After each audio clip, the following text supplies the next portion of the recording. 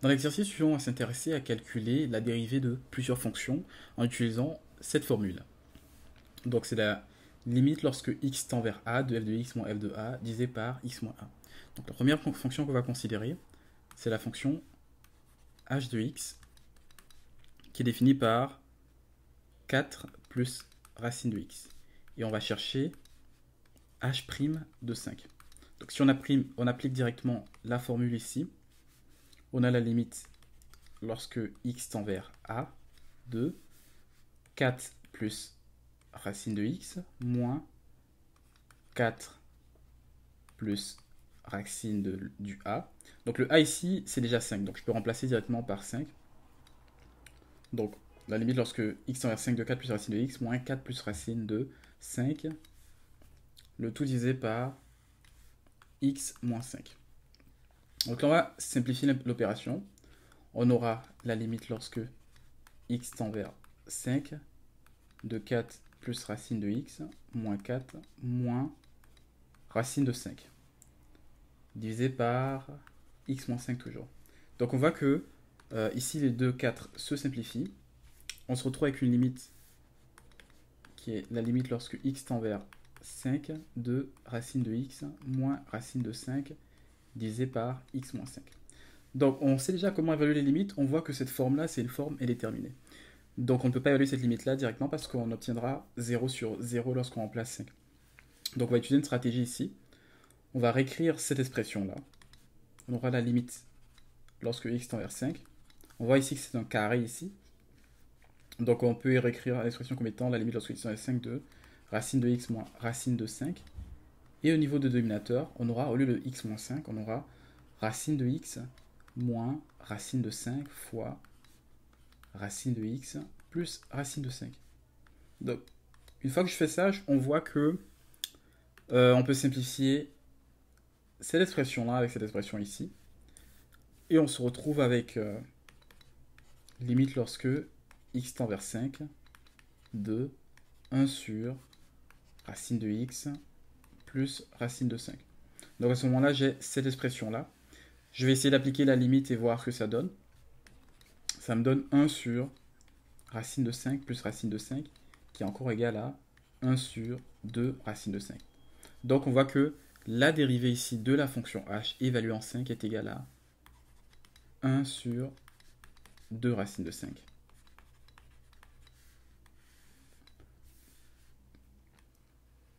Si on considère à présent une autre fonction, la fonction f de x, qui nous est donnée par 1 sur racine de 2x plus 1. Et pour cette fonction-là, on va chercher à évaluer la dérivée de la fonction au point 2. Donc on cherche ici f' de 2. Donc on utilise toujours la même formule. On a la limite lorsque x tend vers 2 de f de x qui est 1 sur racine de 2x plus 1 moins f de 2 qui est 1 sur racine de 2 fois 2, ça me donne 4 plus 1 directement, qu'on divise par x moins 2. Donc divisé par x moins 2 ici. Donc cette expression-là, on peut l'évaluer, ça nous donne la limite lorsque x tend vers 2 de 1 sur racine de 2x plus 1. On soustrait 1 sur racine de 5. Et le tout est divisé par x moins 2. Ok. Donc, on voit ici qu'on a une constante. On peut choisir ici directement de réduire les différents termes au même dénominateur. Okay.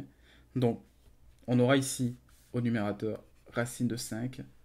Bon, bien sûr, j'écris toujours la limite lorsque x tend vers 2. Le racine de 5 monte ici. Moins racine de 2x plus 1. Et je divise toute l'expression par racine de 5 fois racine de 2x plus 1. Okay. Donc si on connaît bien les propriétés des quotients, on sait que si on a un dénominateur comme ça, on peut le faire descendre directement ici. Et on obtient racine de 5 fois racine de 2x plus 1 fois x moins 2 ici. Okay, donc ça, c'est juste une propriété des quotients. Donc cette expression-là, si on l'évalue, on voit qu'au niveau du dénominateur, on aura un 0 sur 0 ici, okay, qui est une forme indéterminée. Donc une bonne façon de procéder, c'est qu'on va essayer en fait on va multiplier cette expression-là par son conjugué, pour voir ce que ça nous donne. C'est-à-dire qu'on aura racine de 5 moins racine de 2x plus 1, multiplié par racine de 5 plus racine de 2x plus 1. Et comme je ne veux pas altérer mon expression au complet, je divise au dénominateur par la même expression. Donc j'ai racine de 5 ici, plus racine de 2x plus 1. Ok, si on effectue le produit, on obtient la limite lorsque x tend vers 2 de racine de 5 fois racine de 5 ici, ça nous donne 5. Racine de 5 fois racine de 2x plus 1, ça nous donne racine de 5 fois racine de 2x plus 1. Ici, j'ai toujours racine de 5 fois moins racine de 2x plus 1, donc ça fait moins racine de 5 fois racine de 2x plus 1. Et on multiplie ces derniers termes, ça nous donne moins 2x plus 1. Bien sûr, si vous connaissiez les propriétés de multiplication de ces termes conjugués, vous aurez pu tout simplement sauter une étape et ne pas calculer les racines de 5 fois racine de 2x plus 1 et tout simplement mettre 5 moins 2x plus 1. Donc on voit que ces deux expressions-là se simplifient. On se retrouve au numérateur avec un 5 moins 2x plus 1. Au dénominateur, si on fait le produit, on obtient d'abord racine de 5. Toute cette expression-là fois racine de 5, ça nous donne 5 fois racine de 2x plus 1, facteur de x moins 2. Et je multiplie toute l'expression encore, cette fois racine de 5, toute l'expression ici encore, cette fois par racine de 2x plus 1. Donc ça nous donne un plus racine de 5 fois 2x plus 1 fois x moins 2. Okay. Donc, on a ici cette expression-là. Donc, on peut toujours la simplifier. On a ici limite lorsque x tend vers 2 de 5 plus 5 moins 2x moins 1 au niveau du numérateur. Et au niveau du dénominateur, j'ai ici un 5 sur 5 fois racine de 2x plus 1 multiplié par x moins 2. De l'autre côté, j'ai toujours un plus racine de 5 fois 2x plus 1 fois x moins 2. Okay. Donc là, on va voir ce qui se passe ici. Lorsque je prends l'expression ici, j'ai un 5 moins 2x moins 1. Donc je vois que le 5 et le moins 1 se simplifient. Donc il me reste au numérateur ici. Hein. Donc si je transforme ça, j'aurai au numérateur hein, moins 2x plus 4. Or, cette expression-là, je peux la réécrire encore comme étant... Je peux faire sortir ici le 2. Donc j'obtiens un... Je fais sortir un moins 2, ça me donne moins 2 facteur de x moins 2 au numérateur. Et au dénominateur, j'ai toujours l'expression ici. Donc au numérateur, regardez, j'ai x moins 2 ici, x moins 2 ici. Je peux les mettre en évidence aussi. Donc on a x moins 2 multiplié par le reste de l'expression qui est 5 racine de 2x plus 1 plus racine de 5 fois 2x plus 1. Okay. Donc on n'oublie pas que toute cette expression-là, en fait, c'est une limite lorsque x tend vers 2. Donc, on voit très facilement que les deux ici se simplifient, les x plus moins 2 ici simplifient.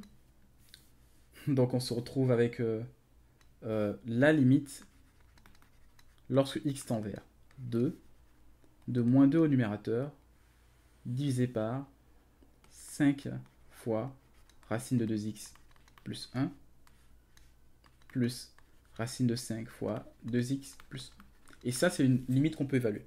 Si je remplace les différents termes dans mon expression, ici, qu'est-ce qu'on obtient? On voit ici qu'on a moins 2 au numérateur. Au niveau du dénominateur, on a 5 fois racine de 4 plus 1, donc fois racine de 5, plus ici racine de 5 fois 5. Ok? Donc ça nous donne moins 2 divisé par 2 fois 5 fois racine de 5. Et là, on voit que les deux se simplifient. On se retrouve tout simplement avec un moins 1 sur 5 racine de 5. Et ça, c'est la réponse ici pour l'évaluation de cette expression.